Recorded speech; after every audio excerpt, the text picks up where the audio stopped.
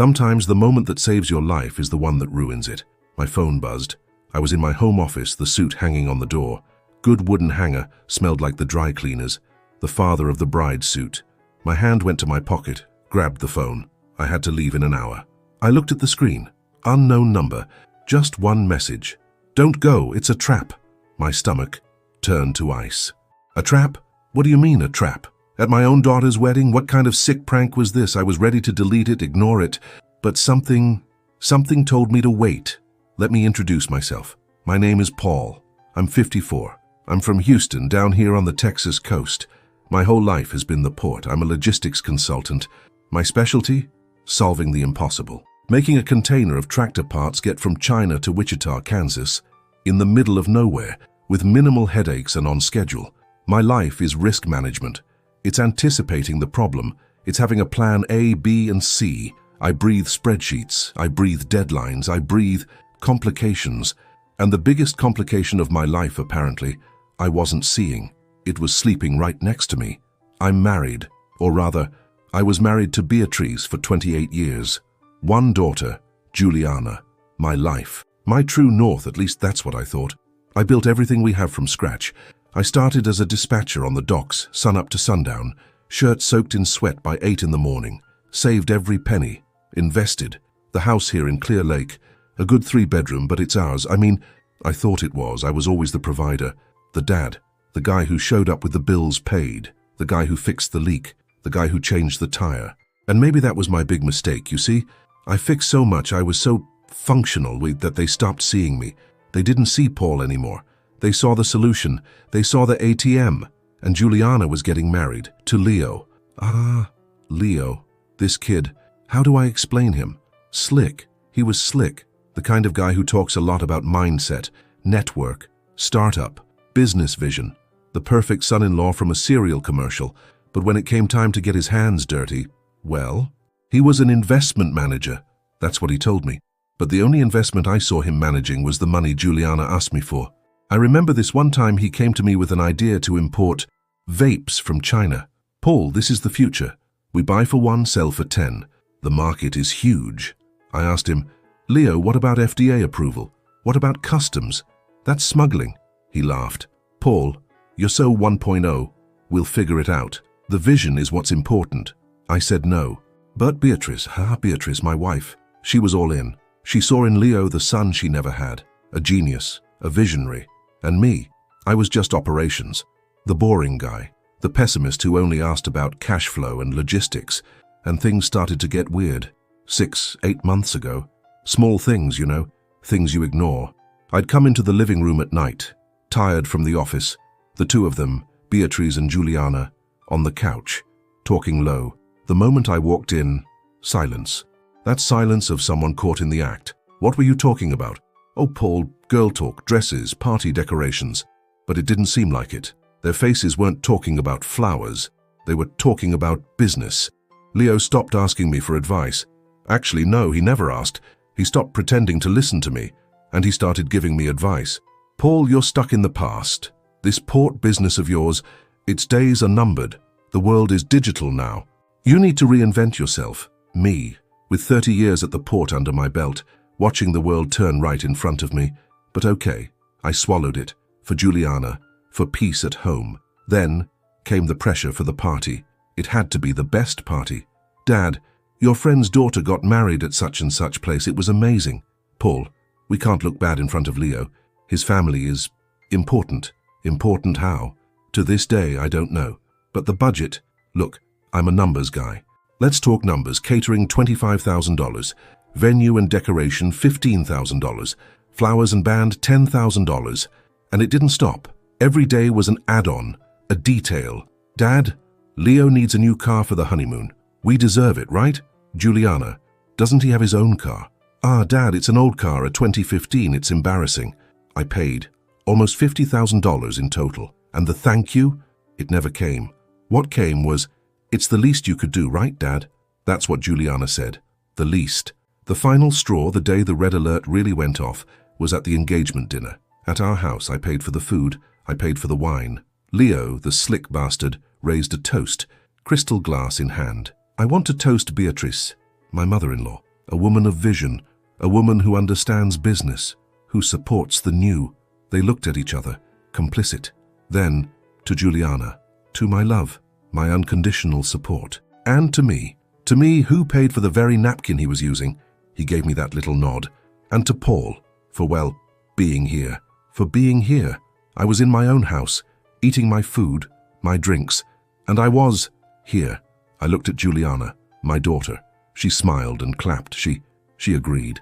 She thought it was nice. In that moment, my stomach went cold. It wasn't anger. It was an emptiness, a horrible clarity. I was the party clown, the provider, ghost. I was the guy who signed the check, and only that. Look, I know this story is heavy, and I'm really grateful to the folks at this channel for giving me the space to vent, to get it out, because trust me, maybe you're listening. Maybe you're also just the guy who's here, and we need to open our eyes. Sometimes the enemy isn't on the street. He's sitting on your couch, drinking your wine, and it's not easy. But back to that day, the suit hanging, the phone in my hand. Don't go. It's a trap. What if it was true? What was I doing just standing there? And then things got worse. Slowly, but they did. Act 2. The big problem wasn't the party money. It was the house in Galveston. My father left it to me. My dad was a simple man, a port worker his whole life. He saved up what he had and bought that little house, right on the sand. Simple, no luxury. But it was his place. It was my place. It smelled like my childhood. Smelled like fishing nets, like sea air. And Beatrice became obsessed with the house. Paul, that place is just sitting there, costing money. The property taxes are expensive. Beatrice, I like going there. It's my dad's house. You haven't taken a vacation in 5 years, Paul. You live for that port. Sell it. Help Leo open his import business. What import business, Beatrice? What import business? He doesn't have a business plan. He has nothing, just ideas about vapes. Then Juliana would come in. Dad, Leo is right. You're stuck in the past. You need to invest in us, in our future. Invest? Juliana, I paid for your design school. I paid for your first car. I gave you the down payment on your apartment. What more do you want from me? And she'd look at me with pity, disdain, vision, Dad, something you don't have. You're analog, that word, analog. I'm the one who paid for the $2,500 laptop she used for design. I'm the one who paid for Leo's top-of-the-line phone. I'm the one who kept the high-speed Wi-Fi on. But I was the analog one. It got worse. We'd go out to dinner. I'd try to talk about my day, about the port, about a ship that was going to be delayed. Leo would cut me off. Ah, Paul, that container story again? The world has changed. The world is crypto now. It's NFTs. I barely even knew what an NFT was. But he made a point of saying it loud, in front of other people, in front of our friends, making me look old, out of date, stupid. And Beatrice? Beatrice would laugh. This husband of mine, such a sweetheart, but so analog. And she'd wink at Leo, like they were partners. But the worst humiliation, the witnessed humiliation, was at the suit fitting, a week before the wedding. Me, Leo, and Leo's dad, a dry guy, just as slick as his son. Leo trying on an Italian suit, grey, shiny. This one, Paul, $2,500, but the fit, it's just next level, you see. I was wearing mine, the usual black, good quality, which I'd sent to be tailored. Looks good, Leo. Pay for it at the register. And he laughed. His father laughed. Pay? Paul, the bride's father pays for the groom's suit. It's tradition. I didn't know that tradition. But, $500 for a suit he'll wear once. And Leo, in front of the tailor, in front of his father, in front of the other customers, he said, if I'm going to be embarrassed in a cheap suit, it's better not to get married at all. You don't want your daughter to be embarrassed at the altar, do you? My hand, it trembled. I felt the blood drain from my face. I took out my card, the analog guy's card. How many installments? Just 3, Paul. That's great. I walked out of the store, his father patting me on the back. That's the spirit, Paul, family. I walked to the corner. I stopped by a planter, and I threw up. I emptied my stomach. It wasn't anger. It was disgust, pure humiliation. What had I done with my life? Where did I lose control like this? And then, the message. I'm there in the office. Suit on the door. 1 p.m. Don't go. It's a trap. My heart felt like it was going to burst. I was home alone. Beatrice had gone to the bride's spa day with Juliana. Leo, who knows where Leo was? I called the number from the message. Off, voicemail. A prank? But why a trap? I tried calling Beatrice. Voicemail. Juliana. Voicemail. Strange. Very strange. They never let their batteries die. 5 minutes later, the same number. Another message. Not text. It was a photo. An image. A document. I opened it. Zoomed in. A power of attorney. I, Paul, driver's license number X, SSNY. Give full power to Beatrice, driver's license A, SSNB. Full power for what? To sell, assign, transfer the property with ID number Y. I knew that property ID. I froze. I couldn't breathe. It was the Galveston house, my father's house, and it had my signature. A perfect signature. But I didn't sign that. It was a fraud, a forgery, and under the photo, a text. The person who sent it knew I would understand. The title company on Post Oak, street number. Today, 3 p.m. So they're going to transfer the house to Leo's name. The wedding is your distraction, don't go. 3 o'clock. That was 2 hours from now. The wedding was at 5 p.m. The title company. It was 3 blocks from Leo's house. The plan. That was the plan all along. The $50,000 party, the $1,500 suit, the car for the honeymoon, the pressure to sell the house, the analog, the outdated. It was all theater, a distraction. I was supposed to be right now, trying on the suit, getting ready. Nervous, crying at the altar, the father of the bride, the useful idiot, while my wife and my son-in-law were robbing me, stealing my father's inheritance. Imagine the scene. Me, standing there in my dress shirt, in the middle of the office, the lavender smell from the suit, and the world crashing down. No, the world didn't crash. The world clicked into place. That weight in my chest, gone. The sadness, gone. The humiliation, gone. What replaced it was ice. A clarity. A clarity I hadn't had in years. I wasn't analog. I wasn't outdated. I was the target. And they missed. Because look, after so many years you learn one thing. Logistics is anticipation, and I was caught by surprise. But my life, my whole life, has been about crisis management. You know what went through my head? I remembered Juliana, 12 years old, appendicitis. It burst, ICU, 7 days. I spent 7 nights. 7, sleeping in a plastic chair next to her. Beatrice couldn't handle it. Oh, Paul, I can't see her like this. The hospital smell makes me sick. And I stayed. I held her little hand. Daddy, don't leave. I won't, honey. Daddy's here. Daddy will never leave. Where was that girl? Who was this woman getting married today? Who was this accomplice? I remembered Beatrice. Early in our marriage, me grinding at the port, working overtime. She wanted to open a catering business. It's my dream, Paul. I took my 401k savings. All of it. At the time, $20,000. It was money. It was a lot of money. Here, B, go for it, make your dream come true. The business failed in 6 months. She spent it on, I don't know, clothes, dinners, networking. And me. I was back at square one. Worked double. Weekends. Holidays. We'll make it back, honey. And she, Paul, it just wasn't meant to be. Without an apology. Without a thank you. And I let it go. I accepted it. I remembered my dad. At that house in Galveston. A month before he died. We were having a beer on the porch. Paulie, he used to call me. This house, it's yours. It's your ground. Don't ever let anyone take your ground from you. Promise. I promised, Dad. And now they wanted to take my ground. On the day I was supposed to be giving my daughter away, they were going to stab me in the back. And that was it. It was over. They thought I was an idiot. An old, stupid analog ATM. What they didn't know is that Analog Paul is a risk consultant. And the first rule of risk is diversify. I never mix things. The money for the house, the bills, the school, the party, that was the joint account, the family account.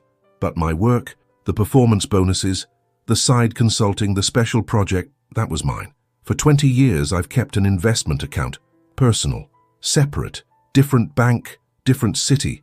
Beatrice didn't even know it existed. She thought I was a cheapskate. You don't invest, Paul. Oh, I invested. With discipline every month. Analog Paul understood compound interest, and there, quietly growing, was $90,000 saved. for my future, for my retirement, or for my emergency. And there was the house. They were stupid, or just too greedy. The Galveston house was my father's inheritance. In a community property state, it's 100% mine. It's separate property. Beatrice couldn't sell it. Leo couldn't buy it, unless with a power of attorney. And the power of attorney, it was fake. They thought I was just some tired old man, but I'm a tired old man who reads contracts, who understands the law, and who, at that moment, had $90,000 in the bank and a very good lawyer on speed dial. I didn't yell. I didn't break anything. I picked up my phone. "Mr. Davis, good afternoon. It's Paul from Houston. How are you? Are you busy right now? It's urgent. On a call the police level." "Paul, what happened?" "Mr. Davis, they're trying to rob me right now, this very second, and my wife is involved." Silence on the line. "Where do I meet you?" "The title company on Post Oak. The street address is... Can you be there in 40 minutes? "I'm on my way." I hung up. I took the father of the bride suit off the hanger. I folded it with surgical care, put it back in the garment bag, zipped it up. I put on a blue polo shirt, my lucky color. I went to my safe in the back of the closet behind the old coats. I got the original deed for the Galveston house, my father's death certificate, my passport. I put it all in a briefcase, my work briefcase. I stopped by the kitchen, drank a glass of water, ice cold. My hand didn't shake. I was calm, cold. I wasn't the father of the bride anymore. I was a logistics consultant managing a crisis. The objective, intercept the stolen cargo before final delivery. And that was it. Act 3, I got to the title company at 2:45 p.m. Mr. Davis was already there. Grey suit, looked serious. He saw me, came over quickly. "Paul, for God's sake, what's..." "Calm down, counselor. Let's grab a coffee. We have 10 minutes. We sat at the coffee shop across the street. I explained. The message, the photo, the power of attorney, the house, the wedding. He just kept shaking his head. "Paul, this is felony fraud, forgery. This is jail time." "I know, counselor. But I don't want jail time. I want justice. I want to catch them red-handed." "Are they going to show up?" "They will. Leo is greedy, and Beatrice, she thinks I'm an idiot. They'll come." We walked into the title company at 2:55 p.m. Mr. Davis went straight to talk to the head notary. In his office, doors closed. I stayed in the back, sat in a waiting chair, picked up an old design magazine, pretended to read. The smell of old paper, the hum of the air conditioning, the tick-tock of the clock. I was calm. On the outside, inside, and was a hurricane of relief. It was the end. 3:10 p.m. The glass door opened. They arrived. Beatrice, beautiful, stunning, full wedding makeup, hair up in a perfect bun, an elegant green dress, ready to go to the wedding, after robbing me. And Leo, in a suit, but not the $1,500 suit. A business suit, navy blue, the little briefcase in his hand, the winner's smile. They didn't see me. I was in the dark corner. They went straight to the counter. Beatrice, full of herself. "Ma'am, good afternoon. I have an appointment. Beatrice, property transfer." "Just a moment, ma'am." Leo was looking around, anxious, tapping his foot. "Honey, let's hurry. We have to get to the wedding. I'm nervous." And she, "Calm down, Leo. It's all going to work out. Paul is busy right now." And she laughed. The notary agent appeared. "Mrs. Beatrice, please." The book. He opened a thick, old ledger, pointed where to sign. "This is the power of attorney from your husband, Paul, correct?" "Yes, that's right. He couldn't come. Our daughter's wedding, you understand. So nervous, the father of the bride." She picked up the pen. That black, fine-tipped notary pen, smiled at Leo. The exact moment the tip of the pen touched the paper, I stood up. "Beatrice." My voice came out firm. The office went silent. She froze, the pen hanging in the air. She turned her head, slowly, like in a movie. She didn't turn pale, she turned green, olive green, the makeup cracking. "Paul, what are you doing here? You're supposed to be..." "The wedding." Leo tried. Leo always tries, the slick one. "Paul, hey, Paul, what a great surprise. You came to sign with us? Make things easier?" I didn't even look at him. My eyes were on my wife of 28 years. Power of attorney. Since when, Beatrice? At that moment, the main office door opened. Mr. Davis came out, and behind him, 2 police officers. They had been waiting inside. "Good afternoon." Mr. Davis's voice cut the air. "Mr. Davis, Mr. Paul's attorney." This power of attorney is fraudulent. The notary has been advised, and we are notifying all present of the attempted felony fraud and forgery. Leo is the investment manager, started to sweat. His collar looked like it was going to pop. No. Wait, it's a misunderstanding. I didn't know. It was all her idea. Beatrice, Paul, believe me, I can explain. Beatrice dropped the pen. The tears came, but not tears of regret. Tears of getting caught. Paul? For God's sake, Paul? Don't do this. Juliana, her wedding. Think about your daughter. The guests are arriving, our family. And that's when the anger came. Not hot anger. Cold. Ice. I walked up to the counter. I looked right into her eyes. The mother of the bride mask was crumbling. What wedding, Beatrice? She stopped crying. The scam. The $50,000 party I paid for to distract me, while you two stole my father's house. She had no answer. Leo was being handcuffed. Beatrice collapsed onto the title company floor. Not from sadness, from rage. There was no wedding, obviously. Mr. Davis called the caterer, the venue, the band. Cancelled due to force majeure, fraud, and the $50,000. Lost. I lost it. But you know what? It was the best money I ever spent. It was the price of my freedom. It spread all over Houston. Port consultant's wife tries to scam husband on daughter's wedding day. Shame. No. Relief. The divorce was contested, but the attempted fraud, with 2 police officers as witnesses, sped everything up. The judge didn't even want to hear it. Full separation of assets. The house in Clear Lake, which was ours, was sold. She got her half and the credit card debt she'd racked up. Leo, he's out on bail, but he vanished. They say he went to Arizona. Beatrice, she went to live in a rental, a small apartment over in Pasadena. A 1-bedroom, no view, no network. And Juliana. Ah, Juliana. She called me the next day, not to apologize, not to ask how I was. She called me screaming. You destroyed my dream. You humiliated me in front of all my friends. I hate you. I waited. I waited for her to finish screaming. Silence on the line. Juliana, did your dream include selling your grandfather's legacy behind my back? She stammered. I didn't know. It was Mom. It was Leo. You knew, Juliana, I said. You knew about the contempt. You clapped for the toast. You laughed at me. You laughed at the analog guy. She slammed the phone down in my ear. Today I'm at peace. I sold my half of the Clear Lake house. I combined it with that $90,000 from my account. And I moved. Where to? To Galveston. To my father's house. I renovated the whole thing. It's beautiful, still simple, but it's functional. Put in good internet. I'm still working, consulting, but now it's online, from my porch. I wake up at 5 in the morning, have my coffee looking at the Gulf, the silence. The silence is good. It's not the silence of being ignored. It's the silence of choosing to be in silence. I learned the hard way that family isn't just blood. It's loyalty. It's respect. And I was giving respect to people who only gave me bills to pay. Last week, Juliana sent a message, a new number. Dad, happy belated Father's Day. I'm in a bind. Leo is gone. I need $1,000 to pay my rent. I looked at the message, read it, left her on read, and I blocked the number. Peace has a price, and I finally paid mine. And that was it. Thanks for listening to my story. Leave a comment. What would you have done in my place? Do you think I did the right thing? Subscribe to the channel because stories like this, well, they happen every day. Stay sharp. Take care.